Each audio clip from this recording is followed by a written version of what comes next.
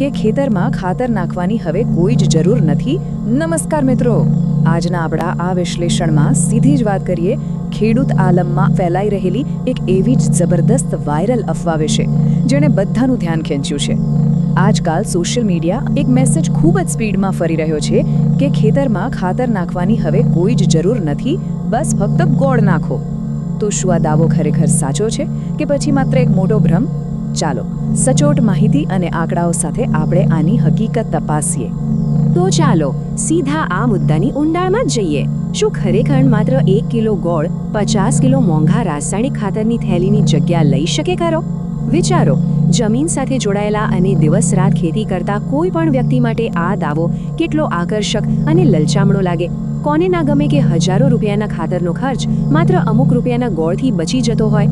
હવે જુઓ, આપણે બધા જ એ વાત બહુ સારી રીતે જાણીએ છીએ કે અત્યારે ખાતરના ભાવ તો આસમાને પહોંચી ગયા છે, અને બીજી બાજુ સતત કેમિકલના ઉપયોગથી ખેતરની જમીન દિવસે ને દિવસે કઠણ અને બગડતી જાય છે. એટલે સ્વાભાવિક છે કે દરેક ખેડૂત મોંઘા ખાતરો અને બગડતી જમીનનો કોઈક સસ્તો, સરળ અને જાદુઈ ઉપાય શોધી રહ્યો છે. અને બરાબર આ જ કારણ છે કે ગોળનો આ દાવો એક આશાના કિરણની જેમ ખેડૂતો વચ્ચે આટલી ઝડપથી ફેલાયો છે. જ્યારે તકલીફ મોટી હોય ને ત્યારે આવા જાદુઈ ઉપાયો પર વિશ્વાસ કરવાનું મન થઈ જ જાય છે, બરાબર ને? ભાગ 1, સચ્ચાઈનો અંશ અને જમીનની છુપી દુનિયા.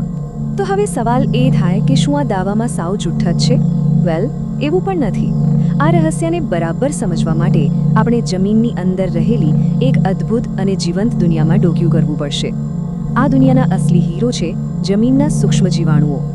આ એવા અદૃશ્ય મજૂરો છે જે આપણને નરી આંખે દેખાતા નથી, પણ દિવસ રાત સતત કામ કરીને આપણી ખેતીલાયક જમીનને જીવંત અને ફળદ્રુપ રાખે છે. પેલી વાયરલ અફવામાં એક નાનકડી સચ્ચાઈ જરૂર છે, અને તે આ જ જબરદસ્ત સૂક્ષ્મ જીવાણુઓ સાથે જોડાયેલી છે. અહીંયા અસલ રમત કંઈક અલગ જ છે. ગોળ છે ને એ કોઈ છોડનો સીધો ખોરાક નથી. ના, બિલકુલ નહીં. એ તો આ જીવાણુઓ માટે એકદમ રોકેટ ફ્યુઅલ જેવું કામ કરે છે. આ અદૃશ્ય મજૂરોને ગોળમાંથી ખૂબ જ મોટી માત્રામાં મીઠી અને ઇન્સ્ટન્ટ ઉર્જા મળે છે, જેની તેઓને સખત જરૂર હોય છે. એટલે સાદી ભાષામાં કહીએ તો ગોળ છોડ માટે નહીં, પણ જમીનના જીવાણુઓ માટે અમૃત સમાન છે. ચલો જોઈએ કે આ આખી બાયોલોજિકલ ચેઇન રિએક્શન કેવી રીતે કામ કરે છે. પહેલું સ્ટેપ, જેવો ગોળ જમીનમાં જાય છે. બીજું, જીવાણુઓને એમનો ફેવરેટ મીઠો ખોરાક મળે છે, અને સમજો કે એમની તો પાર્ટી જ શરૂ થઈ ગઈ. તેઓ એટલી સ્પીડમાં વધે છે કે એમની સંખ્યા લાખોમાંથી સીધી કરોડો અને અબજોમાં પહોંચી જાય છે. ત્રીજું સ્ટેપ, જીવાણુઓની આ આખી ફોજ પછી આપણી કઠણ જમીનને ભરભરી અને એકદમ પોચી બનાવે છે. અને છેલ્લે ચોથું, વર્ષોથી જમીનમાં જે પોષક તત્વ લોક થઈ ગયા હતા ને, તે આ જીવાણુઓની મદદથી છોડ માટે ખુલ્લા અને પ્રાપ્ત થઈ જાય છે. અહીંયા સુધી સાંભળીને તો ખરેખર એવું જ લાગે કે ગોળ કોઈ મોટા જાદુથી કમ નથી. ભાગ 2, એક કડવી વાસ્તવિકતા અને પોષક તત્વોનું સાચું ગણિત. પણ કહાનીમાં અસલી ટ્વિસ્ટ તો હવે આવે છે મિત્રો. ગોળ નાખવાથી જીવાણુ વધે છે એ વાત 100% સાચી, પણ શું આનો મતલબ એ છે કે ખેતરમાં ખાતર નાખવાનું બિલકુલ જ બંધ કરી દેવાય? હવે જે આંકડાઓ છે ને તે બહુ જ રસપ્રદ છે. જુઓ, યુરિયાની એક 50 કિલોની થેલીમાં લગભગ 23,000 ગ્રામ નાઇટ્રોજન હોય છે. એની સામે 1 કિલો ગોળમાં માત્ર 2.5 ગ્રામ, જી હા, માત્ર 2.5 ગ્રામ. એ જ રીતે ડીએપીની થેલીમાં 23,000 ગ્રામ ફોસ્ફરસ હોય છે, જ્યારે ગોળમાં માત્ર 0.5 ગ્રામ. ક્યાં 23,000 ગ્રામ અને ક્યાં ફક્ત અમુક ગ્રામનો એક નાનો અંશ? આ સરખામણી તો સાવ જમીન અને આસમાનના તફાવત જેવી થઈ ગઈ. અને હવે જરા આ ક્લાઇમેક્સ આંકડા પર નજર કરો. 9,200 કિલો. ગણિતનો સીધો અને સાદો મતલબ એ થયો કે યુરિયાની ફક્ત એક થેલી જેટલો નાઇટ્રોજન પાકને આપવા માટે તમારે ખેતરમાં 9,200 કિલો ગોળ નાખવો પડે. શું આ વાત પ્રેક્ટિકલી ક્યાંય પણ શક્ય છે ખરી? જરાય નહીં. એટલે જ્યારે પાકને પોષક તત્વો પૂરા પાડવાની વાત આવે ત્યારે ગોળ સીધો જ યુરિયા કે ડીએપીનો વિકલ્પ તો ક્યારેય ના જ બની શકે. ભાગ 3, સાચો રસ્તો અને જીવામૃતની શક્તિ. તો તમારા મનમાં થતું હશે કે શું ગોળ સાવ નકામો છે? અરે ના, બિલકુલ નહીં. ગોળનો સાચો અને ખૂબ જ પાવરફુલ ઉપયોગ એને એકલા વાપરવામાં નથી, પણ એને જીવામૃત જેવી એક આખી સિસ્ટમના ભાગરૂપે વાપરવામાં છે. આમાં ગાયનું છાણ હોય છે જે જીવાણુઓનો મોટો ખજાનો છે. ગૌમૂત્ર જે પાયાના પોષક તત્વો આપે છે. આપણો ગોળ જે આ જીવાણુઓને સ્પીડમાં વધવા માટે ઇન્સ્ટન્ટ ઉર્જા આપે છે. અને બેસન જે તેમને જરૂરી પ્રોટીન પૂરું પાડે છે. આ બધું જ્યારે ભેગું થાય છે ને ત્યારે તે એક જબરદસ્ત શક્તિશાળી કલ્ચર બની જાય છે. હવે આ જીવામૃત ખરેખર છે શું? સિમ્પલ ભાષામાં કહીએ તો આખી એક જીવંત ઇકોસિસ્ટમ છે.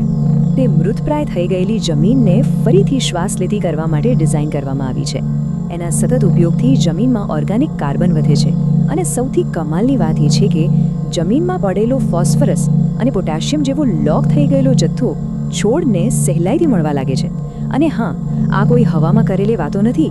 વૈજ્ઞાનિક રીતે સાબિત થયેલું છે કે આ પદ્ધતિ લાંબા ગાળે રાસાયણિક ખાતર પરની આપણી નિર્ભરતા ચોક્કસપણે ઘટાડે છે.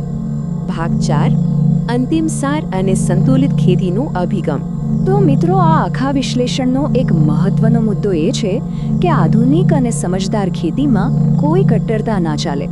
સાચો રસ્તો એ છે કે બંને પદ્ધતિઓના સારા પાસાઓને આપણે ભેગા કરીએ. જમીનને જીવંત રાખવા અને સુધારવા માટે જીવામૃત જેવી જૈવિક પદ્ધતિઓ અપનાવવી જોઈએ. અને સાથે સાથે પાકને તુરંત પોષણ આપવાની જરૂર પડે ત્યારે રાસાયણિક ખાતરોનો બુદ્ધિપૂર્વક અને જરૂર પૂરતો જ ઉપયોગ કરવો જોઈએ.